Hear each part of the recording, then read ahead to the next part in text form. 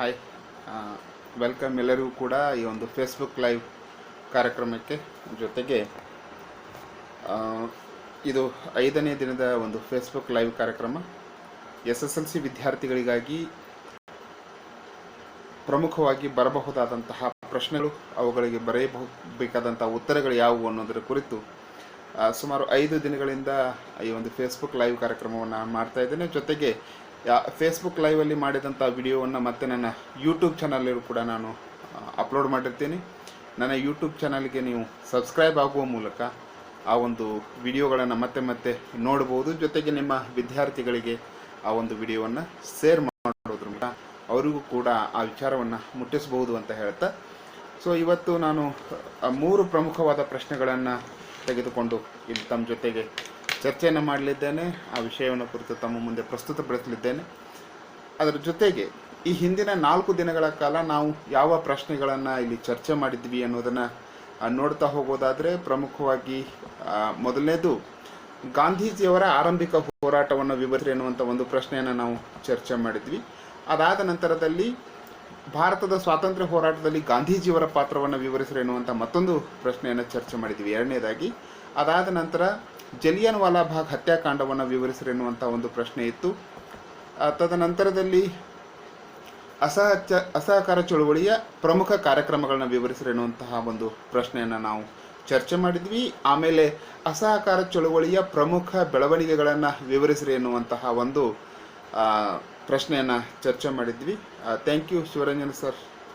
ಅದಾದ ನಂತರ ಚೌರಿ ಚೌರ ಘಟನೆಯನ್ನು ವಿವರಿಸಿರಿ ಎನ್ನುವಂಥ ಪ್ರಶ್ನೆಯು ಕೂಡ ಇಲ್ಲಿ ಚರ್ಚೆಯಾಗಿತ್ತು. ತದನಂತರದಲ್ಲಿ ಸವಿನಯ ಕಾನೂನು ಭಂಗ ಅಥವಾ ಉಪ್ಪಿನ ಸತ್ಯಾಗ್ರಹ ಅಥವಾ ದಂಡಿ ಸತ್ಯಾಗ್ರಹ ಅನ್ನುವಂಥ ಚಳುವಳಿಯನ್ನು ವಿವರಿಸ್ರಿ ಅಂಥೇಳಿ ಅಲ್ಲಿ ಒಂದು ಪ್ರಶ್ನೆಯನ್ನು ಕೇಳಿದ್ವಿ. ಅದಾದ ನಂತರ ಕ್ವಿಟ್ ಇಂಡಿಯಾ ಚಳುವಳಿಯನ್ನು ವಿವರಿಸ್ರಿ ಎನ್ನುವಂತಹ ಪ್ರಶ್ನೆ, ಭಾರತ ಸ್ವಾತಂತ್ರ್ಯ ಹೋರಾಟ ಕಾಲದ ರೈತ ಬಂಡಾಯವನ್ನು ವಿವರಿಸ್ರಿ ಎನ್ನುವಂಥ ಮತ್ತೊಂದು ಪ್ರಶ್ನೆ ಇತ್ತು. ಅದಾದ ನಂತರ ಭಾರತದ ಸ್ವಾತಂತ್ರ್ಯ ಹೋರಾಟ ಕಾಲದ ಕಾರ್ಮಿಕ ಬಂಡಾಯವನ್ನು ವಿವರಿಸ್ರಿ ಎನ್ನುವಂತಹ ಪ್ರಶ್ನೆಯನ್ನು ಚರ್ಚೆ ಮಾಡಿದ್ವಿ. ಆ ನಂತರದಲ್ಲಿ ಭಾರತದ ಸ್ವಾತಂತ್ರ್ಯ ಹೋರಾಟ ಕಾಲದ ಬುಡಕಟ್ಟು ಬಂಡಾಯವನ್ನು ವಿವರಿಸ್ರಿ ಎನ್ನುವಂಥ ಒಂದು ಪ್ರಶ್ನೆ, ಜೊತೆಗೆ ಸ್ವಾತಂತ್ರ್ಯ ಹೋರಾಟದಲ್ಲಿ ಸುಭಾಷ್ ಚಂದ್ರ ಬೋಸ್ ಅವರ ಪಾತ್ರವನ್ನು ಅಥವಾ ಅವರ ಕೊಡುಗೆಯನ್ನು ವಿವರಿಸ್ರಿ ಎನ್ನುವಂಥ, ಹೀಗೆ ಸುಮಾರು 12 ಪ್ರಶ್ನೆಗಳನ್ನು ಈಗಾಗಲೇ ನಾವು ಚರ್ಚೆ ಮಾಡಿದ್ದಾಗಿದೆ. ಸೊ ಇದು 5ನೇ ದಿನ 13ನೇ ಪ್ರಶ್ನೆಯನ್ನು ನಾನೀಗ ನೇರವಾಗಿ ತೆಗೆದುಕೊಳ್ತಾ ಇದ್ದೇನೆ. 13ನೇ ಪ್ರಶ್ನೆ ಏನು ಅಂತಂದರೆ ಇವತ್ತಿನ ಮೊದಲ ಪ್ರಶ್ನೆ, ಜೊತೆಗೆ ನನ್ನ ಫೇಸ್ಬುಕ್ ಲೈವನ್ನು ಇದು 13ನೇ ಪ್ರಶ್ನೆ ಆಗುತ್ತೆ. 5ನೇ ದಿನದ 13ನೇ ಪ್ರಶ್ನೆ, ಇವತ್ತಿನ ಮೊದಲ ಪ್ರಶ್ನೆ ಏನು ಅಂತಂದರೆ, ಸಾಮಾಜಿಕ ಸಮಾನತೆ ಇಲ್ಲದ ರಾಜಕೀಯ ಸ್ವಾತಂತ್ರ್ಯವು ಅರ್ಥಹೀನ. ಡಾಕ್ಟರ್ ಅಂಬೇಡ್ಕರ್ ಅವರ ಈ ಹೇಳಿಕೆ ಹಿನ್ನೆಲೆಯಲ್ಲಿ ಅವರ ಹೋರಾಟವನ್ನು ವಿವರಿಸ್ರಿ ಎನ್ನುವಂಥದ್ದು, ಅಥವಾ ಸಾಮಾಜಿಕ ಸಮಾನತೆಯನ್ನು ಸಾಧಿಸುವಲ್ಲಿ ಡಾಕ್ಟರ್ BR ಅಂಬೇಡ್ಕರ್ ಅವರ ಪಾತ್ರವೇನು ಅನ್ನುವಂಥ, ಅಥವಾ ಹೋರಾಟದ ಹಾದಿಯನ್ನು ವಿವರಿಸ್ರಿ ಎನ್ನುವಂಥ ಪ್ರಶ್ನೆಯನ್ನು ಅಲ್ಲಿ ಕೇಳಬಹುದಾಗಿದೆ. ಹಾಗಾಗಿ ಆ ಒಂದು ಪ್ರಶ್ನೆಗೆ ಸಂಬಂಧಪಟ್ಟಂತೆ ಉತ್ತರಗಳನ್ನು ಯಾವ ರೀತಿಯಾಗಿ ಬರೀಬೇಕು ಅನ್ನೋದನ್ನು ನೋಡೋದಾದರೆ, ಸೊ ಇಲ್ಲಿ ಡಾಕ್ಟರ್ BR ಅಂಬೇಡ್ಕರ್ ಅವರು ಹೇಳಿದಂಥ ಒಂದು ಹೇಳಿಕೆ ಮೊದಲನೇದಾಗಿ ಬರುತ್ತೆ. ಮನುಷ್ಯನಿಗೆ ಸಾಮಾಜಿಕ ಮತ್ತು ಆರ್ಥಿಕ ಸ್ವಾತಂತ್ರ್ಯವಿರದಿದ್ದರೆ ರಾಜಕೀಯ ಸ್ವಾತಂತ್ರ್ಯಕ್ಕೆ ಅರ್ಥವಿಲ್ಲ ಅನ್ನುವಂಥ ಹೇಳಿಕೆಯನ್ನು ಡಾಕ್ಟರ್ BR ಅಂಬೇಡ್ಕರ್ ಅವರು ಹೇಳ್ತಾರೆ. ಅಂದರೆ ಮನುಷ್ಯ ರಾಜಕೀಯ ಹಕ್ಕುಗಳನ್ನು ಅನುಭವಿಸಬೇಕಾದ್ರೆ ಮೊದಲಿಗೆ ಆತನಿಗೆ ಬೇಕಾಗಿರುವಂಥದ್ದು ಸಾಮಾಜಿಕ ಸಮಾನತೆ, ಜೊತೆಗೆ ಆರ್ಥಿಕ ಸಬಲತೆ ಅನ್ನುವಂಥದ್ದು ಬೇಕು ಅನ್ನುವಂಥದ್ದು ಡಾಕ್ಟರ್ BR ಅಂಬೇಡ್ಕರ್ ಅವರ ದೃಷ್ಟಿಕೋನವಾಗಿತ್ತು. ಹಾಗಾಗಿ ಆ ಹೇಳಿಕೆಯನ್ನು ಡಾಕ್ಟರ್ BR ಅಂಬೇಡ್ಕರ್ ಅವರು ಕೊಡ್ತಾರೆ. ಜೊತೆಗೆ ನಮಗೆಲ್ಲ ತಿಳಿದಿರೋ ಹಾಗೆ ಡಾಕ್ಟರ್ BR ಅಂಬೇಡ್ಕರ್ ಅವರು ಅಂದಿನ ಭಾರತೀಯ ಸಮಾಜದಲ್ಲಿ ಹಾಸುಹೊಕ್ಕಾಗಿದ್ದಂಥ ಜಾತಿ ವ್ಯವಸ್ಥೆಯ ವಿರುದ್ಧವಾಗಿ ಹೋರಾಟವನ್ನು ಮಾಡ್ತಾರೆ. ಸಾಮಾಜಿಕ ಸಮಾನತೆಯನ್ನು ಜಾರಿಗೆ ತರುವಂತಹ ಪ್ರಯತ್ನವನ್ನು, ಜೊತೆಗೆ ಯಾರು ದಮನಿತರಿದ್ದಾರೋ ಆ ದಮನಿತರಿಗೆ ಹಕ್ಕುಗಳನ್ನು ಕೊಡಿಸುವಂತಹ ಒಂದು ಹೋರಾಟವನ್ನು ಡಾಕ್ಟರ್ BR ಅಂಬೇಡ್ಕರ್ ಅವರು ಮಾಡ್ತಾರೆ. ಈ ಎಲ್ಲ ಸಂಗತಿಗಳು ಡಾಕ್ಟರ್ BR ಅಂಬೇಡ್ಕರ್ ಅವರ ವಿಷಯಕ್ಕೆ ಸಂಬಂಧಪಟ್ಟಂತೆ ನಾವು ಬರಿಬೇಕಾಗತ್ತೆ. ಸೊ ಅಲ್ಲಿ ಜಾತಿ ವ್ಯವಸ್ಥೆಯ ಬಗ್ಗೆ ಅಧ್ಯಯನ ನಡೆಸಿ ಅದರ ವಿನಾಶಕ್ಕೆ ಹೋರಾಟ ನಡೆಸಿದರು ಅನ್ನುವಂಥ ಒಂದು ಅಂಶವೂ ಕೂಡ ಬರುತ್ತೆ. ಅಂದರೆ ಜಾತಿ ಪದ್ಧತಿಯ ವಿರುದ್ಧವಾಗಿ ಡಾಕ್ಟರ್ BR ಅಂಬೇಡ್ಕರ್ ಅವರು ಹೋರಾಟವನ್ನು ಮಾಡ್ತಾರೆ. ಆ ಸಂಗತಿಯನ್ನು ಅಲ್ಲಿ ಬರೀಬೇಕಾಗತ್ತೆ. ಜೊತೆಗೆ ಸಾಮಾಜಿಕ ಸಮಾನತೆಯ ಕಾರಣಕ್ಕಾಗಿ 2 ಪ್ರಮುಖ ಹೋರಾಟಗಳನ್ನ ಡಾಕ್ಟರ್ BR ಅಂಬೇಡ್ಕರ್ ಅವರು ಮಾಡ್ತಾರೆ. ಆ 2 ಹೋರಾಟಗಳು ಯಾವುವು ಅಂತಂದರೆ, ಮಹದ್ ಕೆರೆಯ ನೀರನ್ನು ಬಳಸುವಂಥದ್ದು. ಅಸ್ಪೃಶ್ಯರಿಗೆ ಆ ಕೆರೆಯ ನೀರನ್ನು ಬಳಸೋದಕ್ಕೆ ಅವಕಾಶವಿದ್ದಿದ್ದಿಲ್ಲ. ಹಾಗಾಗಿ ಆ ಮಹದ್ ಕೆರೆಯ ನೀರನ್ನು ಬಳಸುವುದಕ್ಕಾಗಿ ಆ ಒಂದು ಹೋರಾಟವನ್ನು ಮಾಡಲಾಗ್ತದೆ. ಜೊತೆಗೆ ಕಾಲಾರಾಮ್ ದೇವಾಲಯ ಪ್ರವೇಶ ಚಳುವಳಿಯನ್ನು ಡಾಕ್ಟರ್ ಬಿ ಆರ್ ಅಂಬೇಡ್ಕರ್ ಅವರು ಮಾಡ್ತಾರೆ. ಈ ಎರಡು ಘಟನೆಗಳು ಸಾಮಾಜಿಕ ಸಮಾನತೆಗಾಗಿ ಡಾಕ್ಟರ್ ಬಿ ಆರ್ ಅಂಬೇಡ್ಕರ್ ಅವರು ನಡೆಸಿದಂಥ ಪ್ರಮುಖ ಹೋರಾಟಗಳು ಅಂತೇಳಿ ಕರೆಸಿಕೊಳ್ಳುತ್ತವೆ. ಜೊತೆಗೆ 3 ದುಂಡು ಮೇಜಿನ ಪರಿಷತ್ತಿನಲ್ಲಿ ಡಾಕ್ಟರ್ ಬಿ ಆರ್ ಅಂಬೇಡ್ಕರ್ ಅವರು ಭಾಗವಹಿಸ್ತಾರೆ. ಬ್ರಿಟಿಷರು 1930, 1931, 1932 ಹೀಗೆ ಒಟ್ಟು 3 ದುಂಡು ಮೇಜಿನ ಪರಿಷತ್ತುಗಳ ಸಭೆಯನ್ನು ನಡೆಸ್ತಾರೆ. ಈ ದುಂಡು ಮೇಜಿನ ಪರಿಷತ್ತಿನ ಸಭೆಯಲ್ಲಿ ಡಾಕ್ಟರ್ ಬಿ ಆರ್ ಅಂಬೇಡ್ಕರ್ ಅವರು ಭಾಗವಹಿಸಿದ್ರು ಅನ್ನೋದನ್ನು ನಾವು ಕಾಣ್ತೀವಿ. ಜೊತೆಗೆ ಅಸ್ಪೃಶ್ಯರ ರಕ್ಷಣೆಗಾಗಿ ಪ್ರತ್ಯೇಕ ಮತಕ್ಷೇತ್ರಗಳನ್ನು ಬಯಸಿದ್ದು, ಅಂದರೆ ಡಾಕ್ಟರ್ ಬಿ ಆರ್ ಅಂಬೇಡ್ಕರ್ ಅವರು ಇದನ್ನು ಬಯಸಿರ್ತಾರೆ. ಅಸ್ಪೃಶ್ಯರಿಗಾಗಿ ಪ್ರತ್ಯೇಕ ಮತಕ್ಷೇತ್ರಗಳನ್ನು ಡಾಕ್ಟರ್ ಬಿ ಆರ್ ಅಂಬೇಡ್ಕರ್ ಅವರು ಬಯಸಿದ್ರು. ಆದರೆ ಗಾಂಧೀಜಿ ಇದನ್ನು ವಿರೋಧಿಸ್ತಾರೆ. ಆ ರೀತಿಯಾಗಿ ಬೇಡ ಅನ್ನುವಂತಹ ನಿಲುವನ್ನು ಗಾಂಧೀಜಿಯವರು ಹೊಂದಿದ್ರು. ಈ ಕಾರಣಕ್ಕಾಗಿ ಗಾಂಧೀಜಿ ಮತ್ತು ಅಂಬೇಡ್ಕರ್ ಅವರ ನಡುವೆ ಸೈದ್ಧಾಂತಿಕ ಭಿನ್ನಾಭಿಪ್ರಾಯಗಳು ಇದ್ದುವು ಅನ್ನೋದನ್ನು ನಾವು ಕಾಣ್ತೀವಿ. ಆ ನಂತರದಲ್ಲಿ ಬರೋಡಾದ ಮಹಾರಾಜರಲ್ಲಿ ಇವರು ದಿವಾನರಾಗಿ, ಅಂದರೆ ಮಂತ್ರಿಗಳಾಗಿ ಕೆಲಸವನ್ನು ಮಾಡ್ತಾರೆ. ಬಹಿಷ್ಕೃತ ಹಿತಕಾರಣಿ ಸಭಾ ಅನ್ನುವಂಥ ಒಂದು ಸಂಘಟನೆಯನ್ನು ಡಾಕ್ಟರ್ ಬಿ ಆರ್ ಅಂಬೇಡ್ಕರ್ ಅವರು ಕಟ್ತಾರೆ. ಬಹಿಷ್ಕೃತ ಹಿತಕಾರಣಿ ಸಭಾ ಅನ್ನುವಂತಹ ಒಂದು ಸಂಘಟನೆಯನ್ನು ಕಟ್ತಾರೆ. ತಮ್ಮದೇ ಆದಂಥ ಒಂದು ರಾಜಕೀಯ ಪಕ್ಷವನ್ನು ಕೂಡ ಕಟ್ತಾರೆ. ಅದು ಯಾವುದು ಅಂದರೆ ಸ್ವತಂತ್ರ ಕಾರ್ಮಿಕ ಪಕ್ಷ ಅನ್ನುವಂಥದ್ದು. ಸ್ವತಂತ್ರ ಕಾರ್ಮಿಕ ಪಕ್ಷ ಅನ್ನುವಂಥ ಒಂದು ಪಕ್ಷವನ್ನು ಡಾಕ್ಟರ್ ಬಿ ಆರ್ ಅಂಬೇಡ್ಕರ್ ಅವರು ಸ್ಥಾಪಿಸ್ತಾರೆ. ಜೊತೆಗೆ ಹಲವು ಪತ್ರಿಕೆಗಳನ್ನು ಕೂಡ ಇವರು ಪ್ರಾರಂಭ ಮಾಡಿದರು. ನಮಸ್ತೆ ಆಚಾರ್ಯ ಅವರೇ, ನಮಸ್ಕಾರ. ಜೊತೆಗೆ ಡಾಕ್ಟರ್ ಬಿ ಆರ್ ಅಂಬೇಡ್ಕರ್ ಅವರು ಕೆಲವು ಪತ್ರಿಕೆಗಳನ್ನು ಪ್ರಾರಂಭಿಸ್ತಾರೆ. ಒಂದು ಜನತಾ, ಆಮೇಲೆ ಬಹಿಷ್ಕೃತ ಭಾರತ ಮತ್ತು ಮೂಕನಾಯಕ, ಇವು ಪ್ರಮುಖವಾದ ಪತ್ರಿಕೆಗಳನ್ನು ಡಾಕ್ಟರ್ ಬಿ ಆರ್ ಅಂಬೇಡ್ಕರ್ ಅವರು ಪ್ರಾರಂಭಿಸಿದರು ಅನ್ನೋದನ್ನು ನೋಡ್ತೀವಿ. ಸ್ವತಂತ್ರ ಭಾರತದ ಸಂವಿಧಾನವನ್ನು ರಚಿಸಿ ಡಾಕ್ಟರ್ ಬಿ ಆರ್ ಅಂಬೇಡ್ಕರ್ ಅವರು ಸಂವಿಧಾನ ಶಿಲ್ಪಿ ಎನ್ನುವಂತಹ ಒಂದು ಹೆಸರನ್ನು ಕೂಡ ಗಳಿಸಿದರು ಅನ್ನುವಂಥದ್ದು ಎಲ್ಲರಿಗೂ ತಿಳಿದಿರುವಂಥ ವಿಚಾರ. ಜೊತೆಗೆ ಕೊನೆಯದಾಗಿ ಸಂವಿಧಾನದಲ್ಲಿ ಸಮಾನತೆಯನ್ನು ಪ್ರತಿಪಾದಿಸಿ ಅಸ್ಪೃಶ್ಯತಾ ಆಚರಣೆ ವಿರುದ್ಧವಾಗಿ ಕಾನೂನಾತ್ಮಕ ರಕ್ಷಣೆಯನ್ನು ನೀಡುವಂಥ ಕೆಲಸವನ್ನು ಕೂಡ ಡಾಕ್ಟರ್ ಬಿ ಆರ್ ಅಂಬೇಡ್ಕರ್ ಮಾಡಿದರು. ಹೀಗೆ ಸಾಮಾಜಿಕ ಸಮಾನತೆಯನ್ನು ಸಾಧಿಸುವಲ್ಲಿ ಡಾಕ್ಟರ್ ಬಿ ಆರ್ ಅಂಬೇಡ್ಕರ್ ಅವರು ತಮ್ಮದೇ ಆದಂತಹ ಕೊಡುಗೆಯನ್ನು ಕೊಟ್ಟರು ಅನ್ನೋದನ್ನು ನಾವು ಈ ಭಾಗದಲ್ಲಿ ವಿವರಿಸಬೇಕಾಗತ್ತೆ. ಸೊ ಪಾಯಿಂಟ್ ವೈಸ್ ನೋಡೋದಾದರೆ ಏನೇನು ಅಂಶಗಳನ್ನು ಇಲ್ಲಿ ನಾವು ಬರಿಬೇಕಾಗತ್ತೆ ಅನ್ನುವ ವಿಚಾರವನ್ನು ನೋಡಿದಾಗ, ಸೊ ಮೊದಲನೇದಾಗಿ ಡಾಕ್ಟರ್ ಬಿ ಆರ್ ಅಂಬೇಡ್ಕರ್ ಅವರ ಹೇಳಿಕೆ, ಮನುಷ್ಯನಿಗೆ ಸಾಮಾಜಿಕ ಮತ್ತು ಆರ್ಥಿಕ ಸ್ವಾತಂತ್ರ್ಯವಿಲ್ಲದಿದ್ದರೆ ರಾಜಕೀಯ ಸ್ವಾತಂತ್ರ್ಯಕ್ಕೆ ಅರ್ಥವಿಲ್ಲ ಅನ್ನುವಂಥದ್ದು ಡಾಕ್ಟರ್ ಬಿ ಆರ್ ಅಂಬೇಡ್ಕರ್ ಅವರ ಹೇಳಿಕೆ. ಇದು ಮೊದಲನೇದು. ನೆಕ್ಸ್ಟ್ ಎರಡನೇದು, ಜಾತಿ ವ್ಯವಸ್ಥೆಯ ಬಗ್ಗೆ ಅಧ್ಯಯನ ನಡೆಸಿ ಅದರ ವಿನಾಶಕ್ಕೆ ಹೋರಾಟವನ್ನು ಮಾಡಿದರು. ಮೂರನೇದು, ಮಹದ್ ಕೆರೆ ಮತ್ತು ಕಾಲಾರಾಮ್ ದೇವಾಲಯ ಚಳುವಳಿಗಳನ್ನು ರೂಪಿಸಿದರು. ತದನಂತರ 3 ದುಂಡು ಮೇಜಿನ ಪರಿಷತ್ತಿನಲ್ಲಿ ಡಾಕ್ಟರ್ ಬಿ ಆರ್ ಅಂಬೇಡ್ಕರ್ ಅವರು ಭಾಗವಹಿಸಿದ್ದರು. ನೆಕ್ಸ್ಟ್ 5ನೇ ಪಾಯಿಂಟ್ ಏನಪ್ಪ ಅಂತಂದರೆ, ಅಸ್ಪೃಶ್ಯರ ರಕ್ಷಣೆಗಾಗಿ ಅಂಬೇಡ್ಕರ್ ಪ್ರತ್ಯೇಕ ಮತಕ್ಷೇತ್ರವನ್ನು ಬಯಸಿದ್ದು ಗಾಂಧೀಜಿ ಮತ್ತು ಅಂಬೇಡ್ಕರ್ ಅವರ ನಡುವೆ ವಿವಾದಕ್ಕೆ ಅಥವಾ ಸೈದ್ಧಾಂತಿಕ ಭಿನ್ನಾಭಿಪ್ರಾಯಕ್ಕೆ ಕಾರಣವಾಯಿತು ಅನ್ನುವಂಥದ್ದು. ಅದಾದ ನಂತರ 6ನೇ ಅಂಶ ಏನು ಅಂತಂದರೆ, ಇವರು ಬರೋಡಾದ ಮಹಾರಾಜರಲ್ಲಿ ದಿವಾನರಾಗಿ ಕೆಲಸವನ್ನು ಮಾಡಿದರು. ಇದು 6ನೇ ಅಂಶ. 7ನೇ ಅಂಶ, ಬಹಿಷ್ಕೃತ ಹಿತಕಾರಣಿ ಸಭಾ ಅನ್ನುವಂಥ ಒಂದು ಸಂಘಟನೆಯನ್ನು ಡಾಕ್ಟರ್ ಬಿ ಆರ್ ಅಂಬೇಡ್ಕರ್ ಅವರು ಕಟ್ಟಿದರು. 8ನೇ ಅಂಶ, ಸ್ವತಂತ್ರ ಕಾರ್ಮಿಕ ಪಕ್ಷವನ್ನು ಇವರು ಸ್ಥಾಪನೆ ಮಾಡಿದರು ಅನ್ನುವಂಥದ್ದು. 9ನೇದಾಗಿ ಜನತಾ, ಬಹಿಷ್ಕೃತ ಭಾರತ, ಮೂಕನಾಯಕ ಪತ್ರಿಕೆಗಳನ್ನು ಇವರು ಪ್ರಾರಂಭಿಸಿದರು. 10ನೇದಾಗಿ ಸ್ವತಂತ್ರ ಭಾರತದ ಸಂವಿಧಾನವನ್ನು ರಚಿಸಿ ಸಂವಿಧಾನ ಶಿಲ್ಪಿ ಎನ್ನುವ ಬಿರುದನ್ನು ಇವರು ಪಡೆದುಕೊಂಡರು. ಅಂತಿಮವಾಗಿ ಕೊನೆಯದಾಗಿ ನಾವು ಸಂವಿಧಾನದಲ್ಲಿ ಸಮಾನತೆಯನ್ನು ಪ್ರತಿಪಾದಿಸಿ ಅಸ್ಪೃಶ್ಯತಾ ಆಚರಣೆ ವಿರುದ್ಧ ಕಾನೂನಾತ್ಮಕ ರಕ್ಷಣೆಯನ್ನು ನೀಡಿದರು ಅನ್ನುವಂಥ ಸುಮಾರು 10ರಿಂದ 12 ಅಂಶಗಳು ಇಲ್ಲಿ ಬರ್ತವೆ. ಇವುಗಳಲ್ಲಿ ಪ್ರಮುಖವಾದಂತಹ 8 ಅಂಶಗಳನ್ನು ಅಥವಾ 10 ಅಂಶಗಳನ್ನು ವಿದ್ಯಾರ್ಥಿಗಳು ಉತ್ತರವಾಗಿ ಬರೀಬೇಕಾಗತ್ತೆ. ಸೊ ಇದಿಷ್ಟು ಡಾಕ್ಟರ್ ಬಿ ಆರ್ ಅಂಬೇಡ್ಕರ್ ಅವರ ಬಗ್ಗೆ ಇರುವಂತಹ ಪ್ರಶ್ನೆಗೆ ನಾವು ಬರೆಯಬೇಕಾದಂತಹ ಉತ್ತರವಾಗಿತ್ತು. ನಂತರ ಇಂದಿನ 2ನೇ ಪ್ರಶ್ನೆ, ಈ ದಿನದ 2ನೇ ಪ್ರಶ್ನೆ ಏನು ಅಂತಂದರೆ, ಸ್ವಾತಂತ್ರ್ಯ ಹೋರಾಟದಲ್ಲಿ ಜವಾಹರ್ಲಾಲ್ ನೆಹರೂರವರ ಪಾತ್ರವನ್ನು ವಿವರಿಸಿ ಎನ್ನುವಂಥದ್ದು.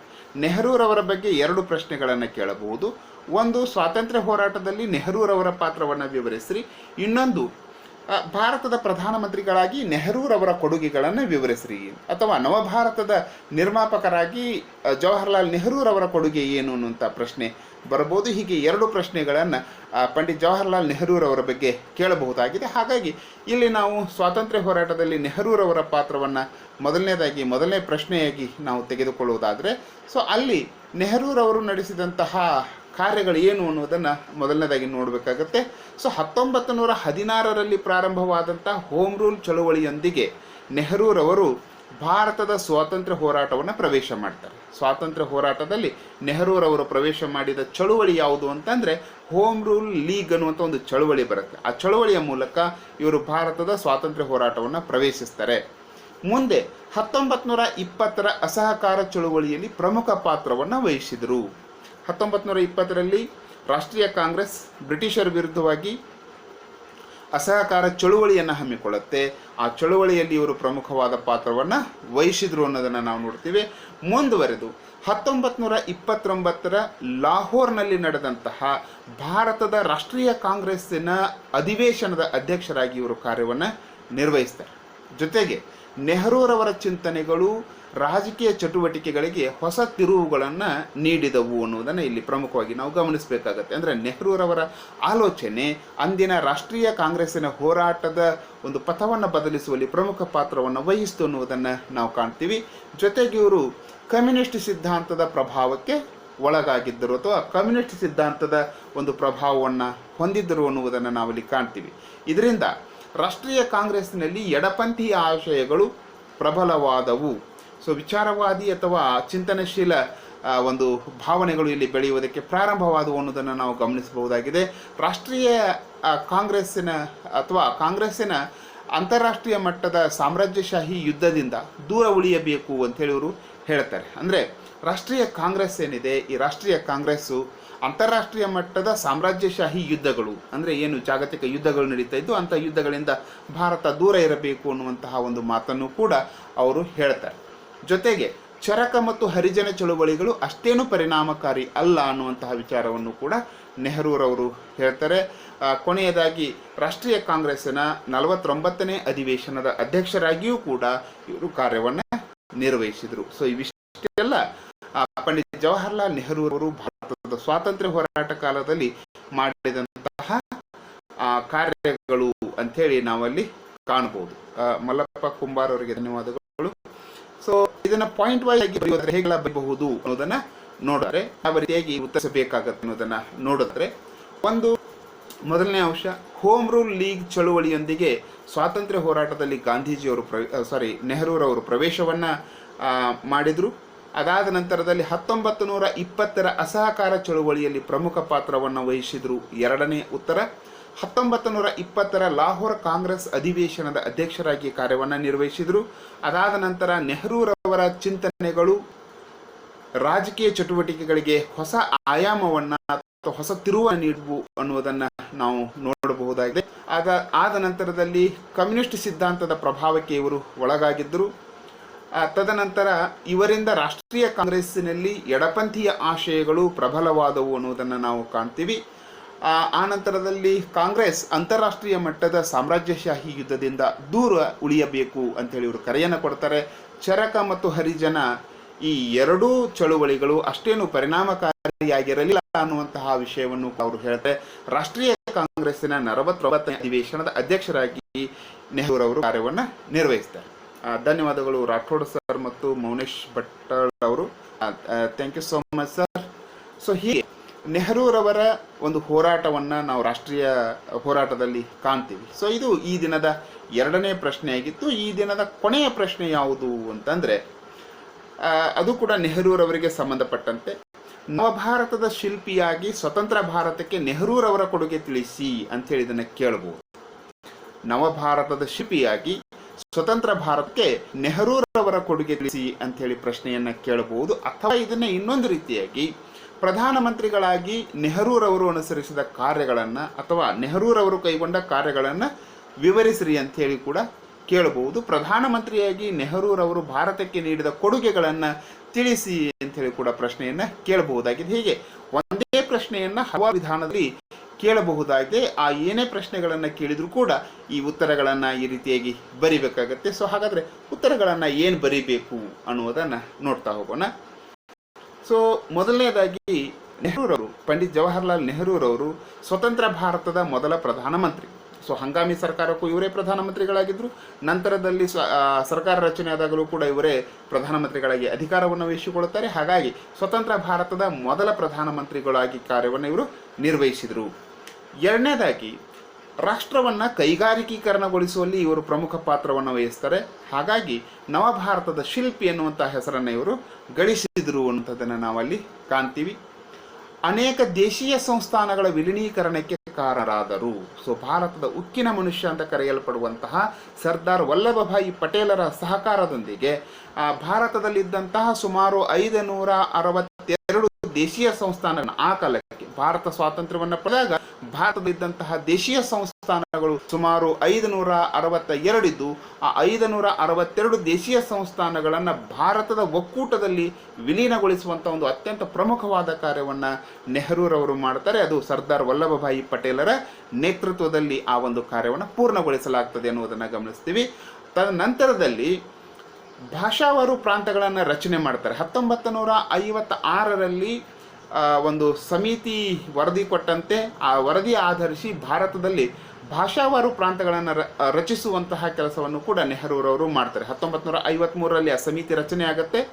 ಫಜಲ್ ಅಲಿ ಅವರ ನೇತೃತ್ವದೊಳಗೆ ಒಂದು ಸಮಿತಿ ರಚನೆ ಆಗುತ್ತೆ. ಮುಂದೆ 1950ರಲ್ಲಿ ದೇಶೀಯ ಒಂದು ರಾಜ್ಯಗಳ ಪ್ರಾಂತಗಳೇನಿದ್ವು ಆ ಪ್ರಾಂತಗಳನ್ನು ಭಾಷೆಯ ಆಧಾರದ ಮೇಲೆ ರಾಜ್ಯಗಳಾಗಿ ವಿಂಗಡಿಸುವಂತಹ ಕೆಲಸವನ್ನು ನೆಹರೂರವರು ಮಾಡ್ತಾರೆ. ಭಾಷಾವಾರು ಪ್ರಾಂತಗಳನ್ನು ಕೂಡ ರಚನೆ ಮಾಡ್ತಾರೆ. ಜೊತೆಗೆ ಭಾರತಕ್ಕೆ ಅತಿ ಅವಶ್ಯಕವಾಗಿದ್ದಂತಹ ಆರ್ಥಿಕ ಸಬಲತೆಯನ್ನು ತಂದುಕೊಡುವುದಕ್ಕಾಗಿ ಮಿಶ್ರ ಆರ್ಥಿಕ ನೀತಿಯನ್ನು ಭಾರತದಲ್ಲಿ ಇವರು ಜಾರಿಗೆ ತರ್ತಾರೆ. ಸೊ ಬಂಡವಾಳಶಾಹಿ ಪದ್ಧತಿ ಮತ್ತು ಸಮಾಜವಾದಿ ಆರ್ಥಿಕ ಪದ್ಧತಿಗಳ ಮಧ್ಯದ ಮಾರ್ಗ ಯಾವುದು ಅಂತಂದರೆ ಅದು ಮಿಶ್ರ ಆರ್ಥಿಕ ಪದ್ಧತಿ. ಮಿಶ್ರ ಆರ್ಥಿಕ ಪದ್ಧತಿಯನ್ನು ಜಾರಿಗೆ ತರುವ ಮೂಲಕ ಭಾರತದಲ್ಲಿ ಆಧುನಿಕವಾಗಿ ಬೆಳವಣಿಗೆಯನ್ನು ಹೊಂದುವಂತೆ ಇವರು ನೋಡಿಕೊಂಡ್ರು ಅನ್ನುವಂಥದ್ದನ್ನು ನಾವು ಕಾಣ್ತೀವಿ. ಅದೆಲ್ಲದರ ಜೊತೆಗೆ ಇನ್ನೊಂದು ಪ್ರಮುಖವಾದ ಕಾರ್ಯ ಯಾವುದು ಅಂತಂದರೆ ಪಂಚವಾರ್ಷಿಕ ಯೋಜನೆಯ ಮೂಲಕ ದೇಶವನ್ನು ಅಭಿವೃದ್ಧಿಪಡಿಸುವಲ್ಲಿ ಇವರು ಪ್ರಮುಖ ಪಾತ್ರವನ್ನು ವಹಿಸ್ತಾರೆ. ಸೊ ಇದಕ್ಕೆ ಅಮೆರಿಕ ಸಹಕಾರವನ್ನು ಕೊಡುತ್ತೆ. ಮೂಲವಾಗಿ ಇದು ರಷ್ಯಾದ ಒಂದು ಯೋಜನೆ, ಪಂಚವಾರ್ಷಿಕ ಯೋಜನೆ ಎನ್ನುವಂಥದ್ದು ರಷ್ಯಾದ ಒಂದು ಯೋಜನೆ. ಆ ರಷ್ಯಾದ ಯೋಜನೆಯನ್ನು ಭಾರತದಲ್ಲಿ ಜಾರಿಗೆ ತರುವಂತಹ ಕೆಲಸವನ್ನು ನೆಹರೂರವರು ಮಾಡ್ತಾರೆ. ಜೊತೆಗೆ ಮೂಲಭೂತ ಮತ್ತು ಬೃಹತ್ ಕೈಗಾರಿಕೆಗಳಿಗೆ ಚಾಲನೆಯನ್ನು ಕೊಡುವುದರ ಮೂಲಕ ದೇಶವನ್ನು ಆರ್ಥಿಕವಾಗಿ ಸಬಲಗೊಳಿಸುವುದಕ್ಕೆ ಇವರು ಪ್ರಯತ್ನವನ್ನು ಮಾಡ್ತಾರೆ. ಜೊತೆಗೆ ಭಾರತಕ್ಕೆ ಅಣುಶಕ್ತಿಯ ತಳಹದಿಯನ್ನು ಹಾಕುವುದಕ್ಕೆ ನೆಹರೂರವರು ಪ್ರಯತ್ನವನ್ನು ಮಾಡಿದರು. ಹೋಮಿ ಜಹಾಂಗೀರ್ ಬಾಬಾರವರ ನೇತೃತ್ವದಲ್ಲಿ ಈ ಒಂದು ಕಾರ್ಯ ನಡೀತದೆ. ಮುಂದೆ ಅಲಿಪ್ತ ನೀತಿಯನ್ನು ಅಳವಡಿಕೆ ಮಾಡಿಕೊಳ್ಳುತ್ತಾರೆ. ಜಗತ್ತು ಎರಡನೇ ಜಾಗತಿಕ ಯುದ್ಧದ ನಂತರದಲ್ಲಿ ಎರಡು ರಾಜಕೀಯ ಬಣಗಳಾಗಿ ಧ್ರುವೀಕರಣ ಹೊಂದಿದಂತಹ ಸಂದರ್ಭದಲ್ಲಿ ನೆಹರೂರವರು ಯಾವುದೇ ಬಣಗಳಿಗೆ ಸೇರದೆ ಭಾರತ ತನ್ನದೇ ಆದಂತಹ ಒಂದು ಅಲಿಪ್ತ ನೀತಿಯನ್ನು ಅನುಸರಿಸುವಂತಹ ಕೆಲಸ ಮಾಡೋದಕ್ಕೆ ಪ್ರಮುಖ ಪಾತ್ರವನ್ನು ವಹಿಸಿದ್ರು ಅನ್ನುವುದನ್ನು ನಾವಲ್ಲಿ ಕಾಣ್ತೀವಿ. ಜೊತೆಗೆ ಚೀನಾದ ಜೊತೆಗೆ ಪಂಚಶೀಲ ತತ್ವಗಳನ್ನು ಹಾಕಿಕೊಳ್ಳರೆ. ಆ ಪಂಚಶೀಲ ತತ್ವಗಳ ಮೂಲಕ ಶಕ್ತಿ ರಾಜಕಾರಣದಿಂದ ದೂರ ಉಳಿಯುವಂತಹ ಕೆಲಸವನ್ನು ನೆಹರೂರವರು ಮಾಡಿದರು.